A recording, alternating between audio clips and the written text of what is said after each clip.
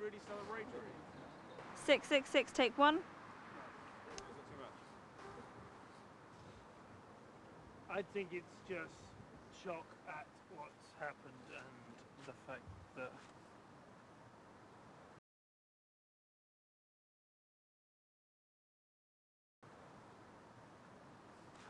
jag funderar bäst åt att korsningen.